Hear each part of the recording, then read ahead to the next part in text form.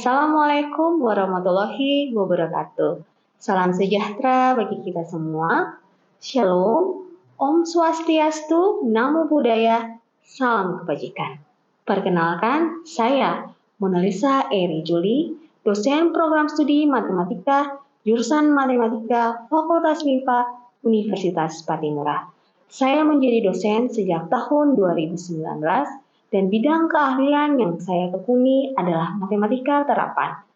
Saat ini, saya sebagai Kepala Divisi Matematika Terapan pada jurusan Matematika Fakultas MIPA Universitas Patimura. Pada kesempatan ini, saya akan menyampaikan teknik pengajaran yang telah saya lakukan pada salah satu mata kuliah yang saya ampuh, yaitu mata kuliah metode numerik lanjut yang berada pada semester 6. Mata kuliah ini merupakan mata kuliah wajib bagi mahasiswa yang akan mengambil minat matematika terapan.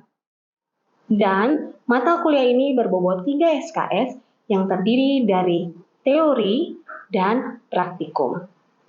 Mata kuliah numerik lanjut akan dipelajari beberapa subpokok bahasan, yaitu yang pertama, menentukan solusi persamaan diferensial biasa. Dalam hal ini, persamaan diferensial biasa berorde 1 secara manual ataupun menggunakan bantuan software, dalam hal ini software MATLAB, dengan menggunakan metode Euler, Hahn, Dirac-Taylor, Rangkuta orde 4, dan metode penduga pengkoreksi yang terdiri dari metode Adams-Newton, metode Bunn-Simpson, dan metode Hamming. Yang kedua, persamaan diferensial orde tinggi. Yang ketiga, masalah nilai batas. Yang keempat, metode beda hingga. Yang kelima, persamaan diferensial parsial, yaitu persamaan hiperbolik, parabolik, dan eliptik. Dan yang terakhir adalah masalah nilai eigen. Dengan mengikuti mata kuliah ini, mahasiswa diharapkan mampu. Yang pertama, menyelesaikan masalah persamaan diferensial biasa menggunakan metode Euler, Hahn, Dirac-Taylor, Rangkuta orde 4, dan metode penduga pengkoreksi. Yang kedua, menyelesaikan sistem persamaan diferensial secara numerik dan memahami masalah nilai batas, serta solusi secara numerik menggunakan metode beda hingga untuk menyelesaikan masalah persamaan diferensial. Yang ketiga, menyelesaikan masalah persamaan diferensial parsial, baik persamaan hiperbolik, parabolik, dan persamaan eliptik. Dan yang terakhir, memahami konsep nilai eigen, masalah nilai eigen, serta mampu menentukan nilai eigen dan vektor eigen secara numerik menggunakan metode kuasa dan metode Jacobi. Dalam melaksanakan proses perkuliahan, metode pembelajaran yang saya lakukan yaitu ceramah, diskusi, praktikum, tanya jawab, dan model pembelajaran berupa problem-based learning. Proses pembelajaran tersebut meliputi delivery, interaction, dan assessment. Untuk delivery, setiap materi yang telah saya sampaikan akan saya rangkum ke dalam file PDF yang kemudian akan saya bagikan melalui grup WhatsApp ataupun melalui Google Classroom. Selanjutnya, untuk interaksi yang saya lakukan di dalam kelas, saya mengajak setiap mahasiswa untuk berdiskusi guna memahami setiap materi yang diberikan. Mahasiswa pun diberikan kesempatan untuk bertanya saat sementara berlangsung ataupun setelah selesai penyampaian materi perkuliahan. Mahasiswa juga dapat bertanya melalui media sosial, dalam hal ini grup WhatsApp yang telah dibuat. Yang terakhir, terkait dengan asesmen yang dilakukan dalam kelas. Ada beberapa kriteria penilaian yang saya lakukan, yang terdiri dari tugas individu yang berbobot 10%, partisipasi yang berbobot 10%, ujian praktikum yang berbobot 20%, UTS yang berbobot 25%, dan UAS yang berbobot 35%. UTS dan UAS sudah diatur akan dilakukan pada pertemuan ke-8 dan pertemuan ke-16. Untuk bagian tugas kelompok, mahasiswa dibagi dalam 6 kelompok Masing-masing kelompok terdiri dari 4 orang. Tugas masing-masing kelompok adalah membahas salah satu kasus yang telah dipilih dan kasus tersebut dijumpai dalam kehidupan sehari-hari, kemudian diselesaikan menggunakan salah satu metode numerik yang telah diajarkan di kelas. Hasil dari pengerjaan tugas kelompok itu kemudian dipresentasikan dan akan dibuat dalam file PDF. File PDF tersebut dikumpulkan dan kemudian akan dibagikan untuk menjadi bahan ajar satu kelas. Dan salah satu kriteria penilaian tambahan yang dilakukan di dalam proses perkuliahan yaitu keaktifan mahasiswa. Mahasiswa dituntut harus berinisiatif sendiri untuk mengerjakan setiap soal yang diberikan. Tujuannya agar mahasiswa dapat diajak bersama-sama berpikir kritis terhadap setiap persoalan ataupun masalah yang diberikan. Pada pertemuan pertama, saya akan menjelaskan kontrak perkuliahan. Kontrak perkuliahan selanjutnya akan disepakati secara bersama-sama selama proses perkuliahan ini berlangsung. Harapannya, kontrak perkuliahan tersebut membuat mahasiswa lebih siap untuk mengikuti proses perkuliahan agar nantinya akan mendapatkan hasil yang maksimal. Dengan demikian penyampaian saya terkait teknik pengajaran yang telah saya lakukan pada mata kuliah metode numerik lanjut. Selanjutnya, saya akan menyampaikan cuplikan video micro teaching yang telah saya lakukan untuk materi perkuliahan menentukan solusi persamaan diferensial biasa menggunakan metode Hand. Selamat menyaksikan. Wassalamualaikum warahmatullahi wabarakatuh. Salam sehat. Selamat siang semua. Selamat siang, Ibu. Ya, apa kabar? Baik, Ibu. Masih semangat kuliah hari ini? Masih, Ibu. Ya, sebelum kita memulai perkuliahan kita di siang hari ini, mari berdoa menurut agama dan kepercayaan masing-masing. Berdoa mulai.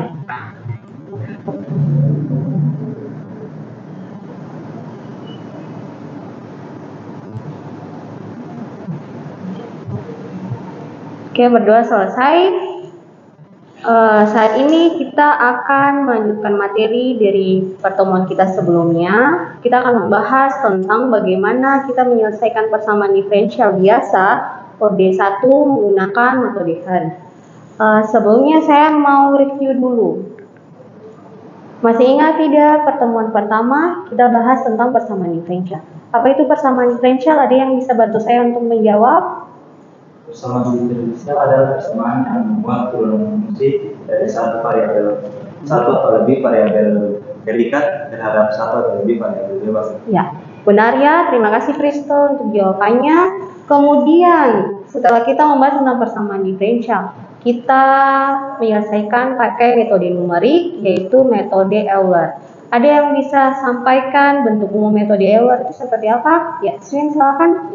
Bentuk umum dari metode Euler itu D K tambah 1 sama dengan DK ditambah H, kemudian untuk Y K tambah 1 sama dengan YK ditambah dengan H dikali dengan fungsi TK, YK dengan K sama dengan 0, 1 dan seterusnya. Oh iya.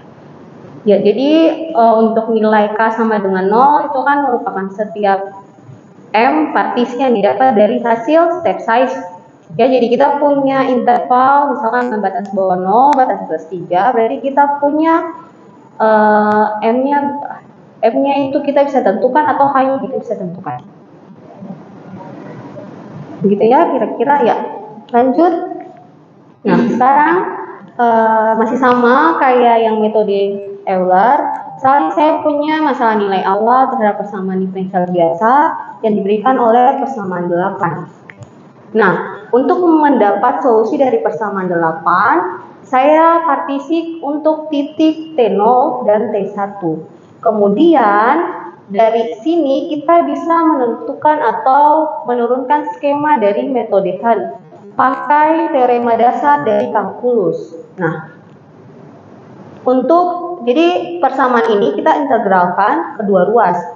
Yang persamaan 8 ini kita integralkan terhadap T0 dengan batas bawah T0, batas atas T1. Nanti kita akan mendapat hasilnya adalah YT1 kurang YT0. Nah, untuk penurunan rumus ini ada yang kurang paham, boleh ditanyakan? Atau sudah paham semuanya? Paham. Oke, berarti saya lanjut ya.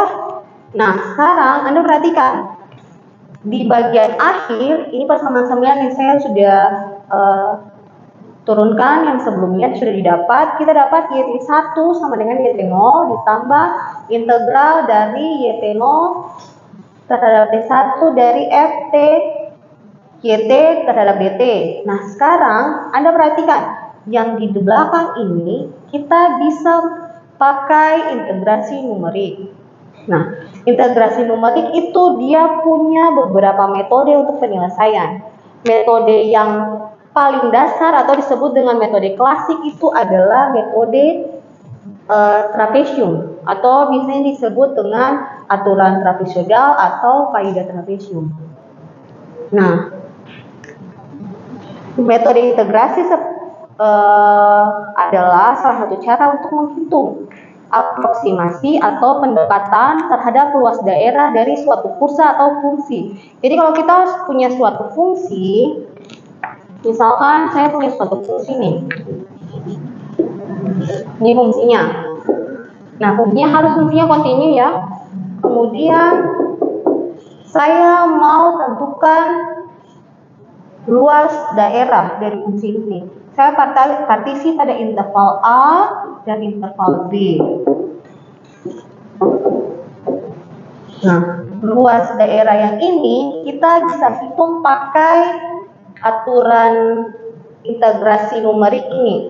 Jadi nanti cikal bakalnya itu jadi kita membentuk trapesium di bawah fungsinya, di bawah fungsi. Jadi nanti kita pakai ini yang disebut dengan aturan trapesium atau kaidah trapesium. Jadi luas daerah di bawah kita gambarkan, kita partisi dulu untuk dua interval batas bawahnya, batas atasnya, kemudian kita gambar bentuk trapesium. Nanti di sini bisa Anda partisi, terserah Anda mau intervalnya itu berapa banyak, kurang lebih seperti itu. Oke, bisa paham maksud dari kaidah trapesium? Tapi kaidah trapesium itu dia hanya membagi, misalkan ini trapesiumnya,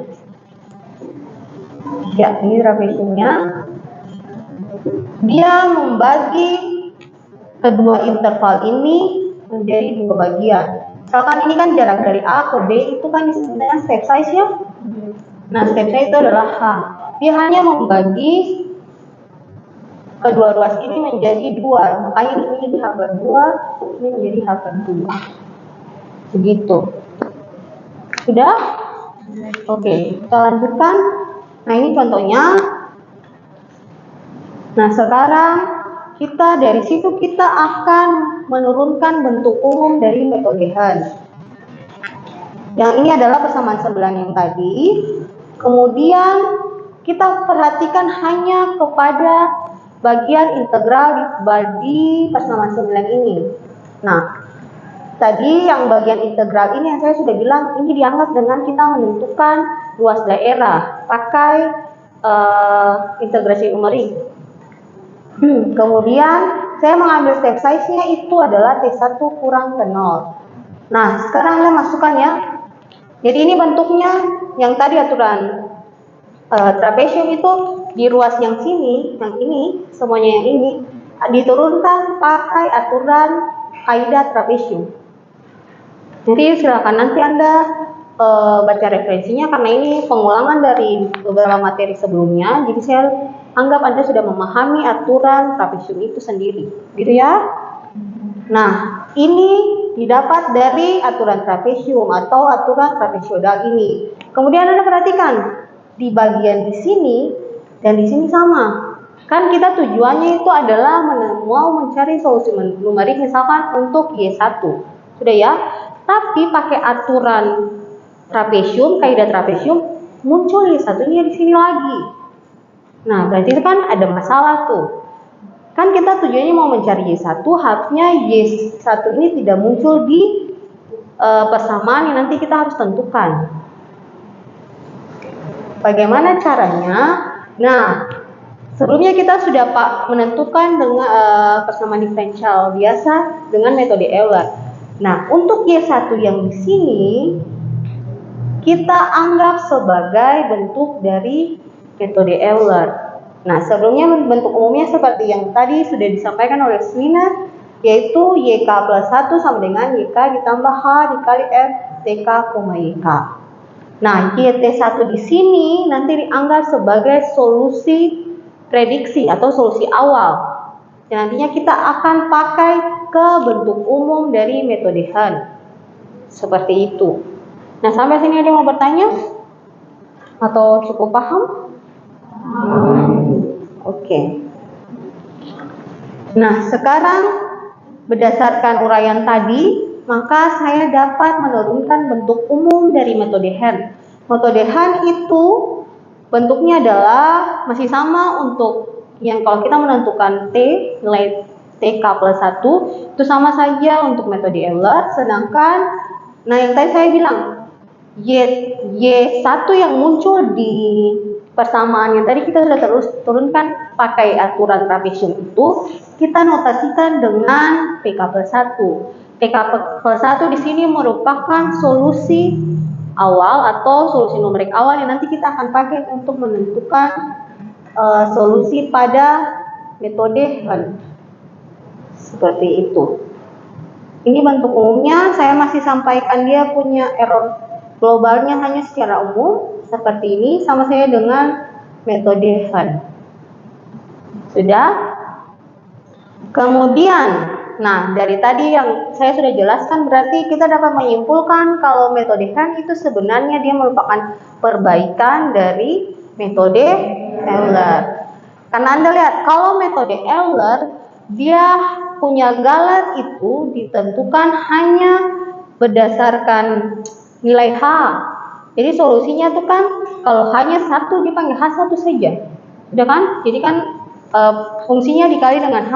Tapi kalau metode Hahn ada dibagi dua dulu, baru dikalikan dengan nilai fungsi, gitu ya. Makanya untuk metode Hahn biasanya menghasilkan galat yang lebih besar ketimbang dengan metode Euler. Nah ini sebelumnya saya mau jelaskan dulu, misalkan begini, saya punya metode Euler. Nah metode Eulernya seperti ini. Ini nanti saya akan partisi ke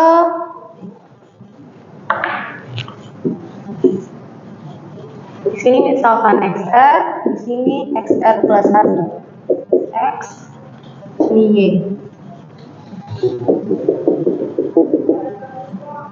Nah, ini kita pakai garis singgung, udah? Ya, ini saja garis singgung. Ini metode Euler punya. Nah, ini step size-nya, step size A. Kemudian kalau kita pakai metode Euler, di sini kan nantinya ini pasti merupakan nilai awal toh. Anggap saja ini adalah XR, gitu ya. Dan ini sama dengan solusi eksaknya atau solusi sejati. Udah? Ini kan ada pas di grafiknya nih. Oke. Sekarang kalau sampai di sini kan kita buat garis singgung untuk metode Euler. Nah, ini adalah YR plus 1. Tapi ini solusi yang didapat dengan metode Euler. Sudah. Sedangkan solusi sejatinya itu berada di atas ini. Saya hapus ini dulu. Di sini. Nah, di sini dia punya solusi eksak kurang lebih seperti itu saja. Y R tambah 1. Yang ini adalah solusi eksak juga. Sudah? Ini adalah solusi eksak juga ya. Kan kita pakai metode Euler, kita punya solusi numerik yang didapat ada di sini. Perhatikan ya, kalau kita dari sini ke sini,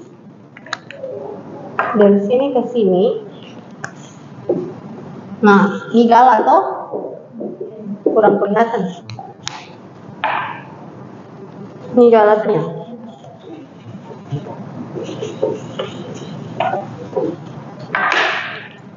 Ini sini galat. Ya, ini galatnya. Sekarang kalau kita pakai metode Han, tadi saya bilang ini adalah H. Sudah, jadi kita bagi menjadi 2. Jarak sini ke sini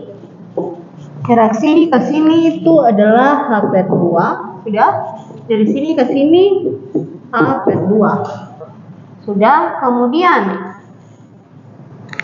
untuk menghitung dari sini ke sini kita kan pakai yang metode Euler punya. Jadi anggap saja ini masih sama. Di sini masih dianggap sama solusi pendekatannya. Tapi untuk menghitung setelah masuk ke Y1-nya sudah berubah. Misalnya ya. Jadi karena hanya sudah dibagi 2, jadi nanti bisa saja dia punya solusi numeriknya di sini. Nah, kurang lebih seperti itulah. Di sini nanti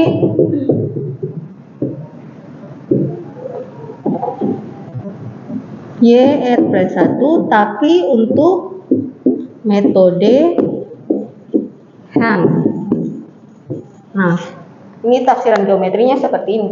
Kemudian Anda bisa lihat, dari sini ke sini, ini adalah galat yang diperoleh untuk metode Euler. Sedangkan kalau dari sini ke sini, ini adalah galat untuk metode Han. Jadi Anda bisa lihat, galat yang kita dapat itu lebih kecil dibandingkan kita pakai metode Euler. Oke. Kita langsung di contoh soal. Jadi Anda sudah paham? Oke. Ini contoh soalnya. Kita punya nilai awal, masalah nilai awal dari persamaan diferensial, yaitu Y aksen sama dengan 1/2 T kurang Y dengan intervalnya berada pada interval tutup 0,3. Silakan Anda tentukan dia punya solusi numerik untuk H sama dengan 1. Ya, ada yang mau bantu saya untuk kerjakan? Ya, silakan Sam.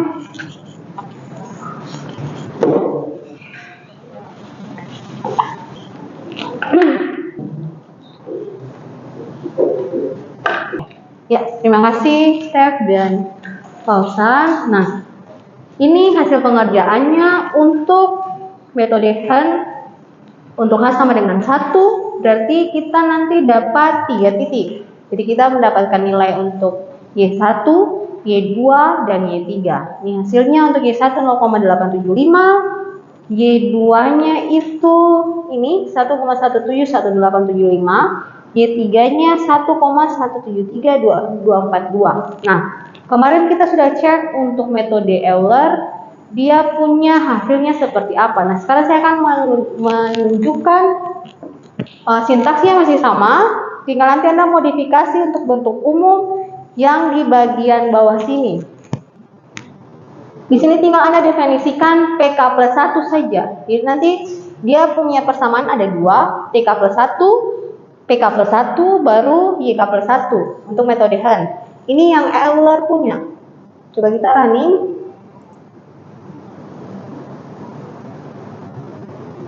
Nah, Anda bisa lihat grafiknya ya. Kalau Euler, errornya sangat besar. Kita cek di sini.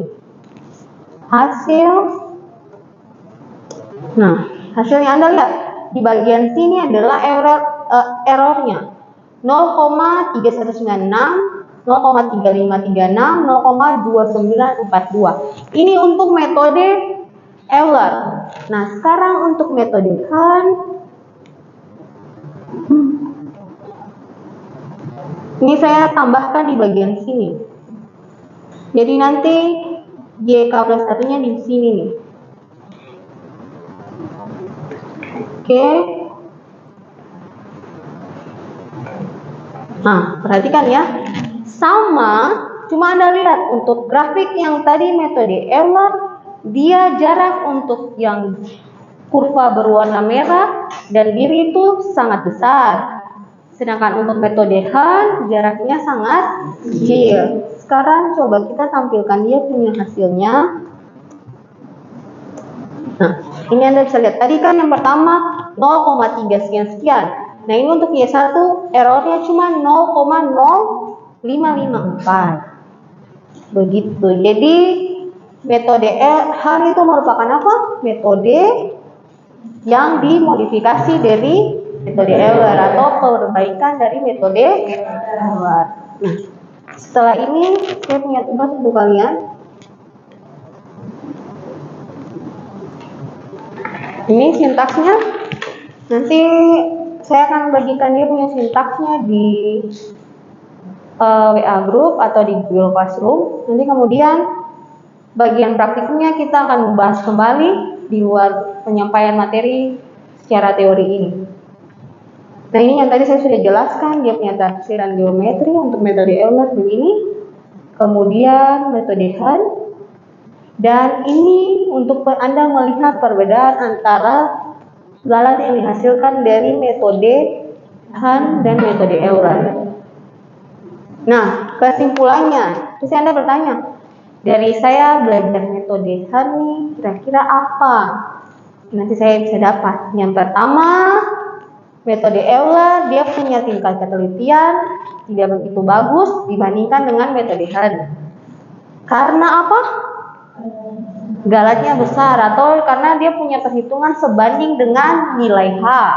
Sedangkan kalau metode Han perhitungannya itu hanya dibagi 2. Sudah. Berarti nanti kita punya solusi numerik dan dapat juga semakin mendekati solusi eksak. Kemudian yang tadi saya sudah jelaskan, berarti metode Han itu merupakan perbaikan dari metode Euler. Ya, kurang lebih seperti itu. Sampai sini ada yang mau bertanya? Cukup jelas? Ya. Ini tugasnya. Silahkan dikerjakan. Nanti dikumpulkan pada pertemuan berikut. Kemudian untuk yang nanti program yang Anda selesaikan pakai bantuan software MATLAB, sama seperti metode Euler sebelumnya, sintaks yang saya pakai itu saya langsung mendefinisikan nilai M. Jadi saya langsung bilang 0, misalkan saya punya tutup dari 0 sampai 3, berarti saya punya M ini saya langsung tulis, misalkan M3. Tapi sekarang bagaimana Anda buat sintaks yang cuman kita masukkan nilai H saja, nanti M-nya yang dia hitung sendiri pakai program. Jadi itu tugasnya untuk pakai software MATLAB. Begitu ya? Oke? Oke. Ada yang mau bertanya lagi? Ya. Kalau tidak ada, pertemuan kita di hari ini saya cukupkan saja. Dan sebelum mengakhiri perkuliahan, karena kita sudah mulai dengan doa, baiknya kita menutupnya dengan doa juga. Ya, mari kita berdoa menurut agama dan kepercayaan masing-masing. Berdoa mulai.